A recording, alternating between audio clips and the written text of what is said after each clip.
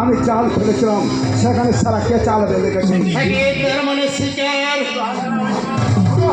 হয়নি আমিও সারা পুলিশের টার্গেট হয়ে গেছি সারা আগের মতো পেট ঢুক ফেলে সারা ফেরাই আমি খেয়ে ফেলেছিলাম সারা হঠাৎ এমন সময় ওই সারা পুলিশ অফিসার শুভজিৎ বেড়াচ্ছি তারপর নেই সব সারা আমার প্ল্যান আসতে দেয় মেয়েটা নিয়ে আমি পালানোর চেষ্টা করেছিলাম বলো কিন্তু সারা পুলিশ আমাকে সারা চারদিক থেকে গুলি চালাতে আরম্ভ করলো পুলিশ আমার পায়ে এসে লাগলো তখন সারা কোনো রকমই মেয়েটাকে ছেড়ে আমি সারা ওই গঙ্গার যমুনায় ছাপিয়ে পড়লাম আর সারা পুলিশ ভাবলো আমি কি খতম হয়ে গেছো তবে হ্যাঁ বস ও কষ্টে বেঁচে আমি সারা আপনার কাছে ফিরে এলাম কিন্তু তোমার বাচ্চাটা দিয়ে আমার কাছে মনের সামান তো ফেল তার মানে পুলিশ তোমায় চিনে ফেলেছে এবং তুমি যে কি মাল সেটাও জেনে ফেলেছে এরপর কোনোদিন পুলিশ যদি তোমায় অ্যারেস্ট করে আর পুলিশের কোথাও তুমি স্বীকার করবে যে তুমি এই শয়তানের লোক তোমার শয়তান ধরা পড়বে আর ধরা পড়ে শয়তানের পুরো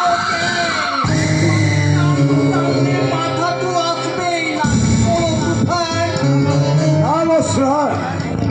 আমি স্যার কোনোদিন পুলিশের হাতে ধরা পড়বো না না পড়লেই মঙ্গল তবে পুলিশের গুলিতে তুমি যখন খতম হয়ে গেছো তখন সেই ধারণাটা কিন্তু শয়তানের পক্ষে শুভ নয় কি মিস্টার তুফান মিত্তি আমি পারবে না বস আমি পারবে না আমি আপনাকে কথা দিচ্ছি আমি কোনোদিনও পুলিশের হাতে ধরা পড়বো না আমায় আপনি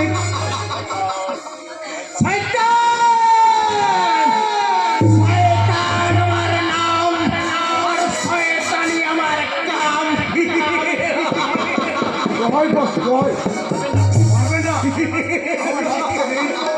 I must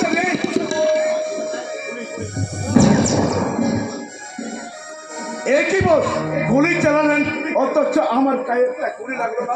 তবে কি পিস্তলটা নকল আছে? মাঝে মধ্যে আইফোনের যে নকলে বেশি কাজে দেয় তুফান তুফান তুফান তুফান। এটা তুমি সঙ্গে রাখো, পরে তোমার কাজে লাগতে পারে। Thank you boss, thank you. পিস্তলটা নকল হলো হলো, শয়তানের রাজাটা কিন্তু নকল নয়। দ্বিতীয়বার এমন ভুল করলে আমার হাতে কিন্তু আসল পিস্তলটাই গর্জে উঠবে।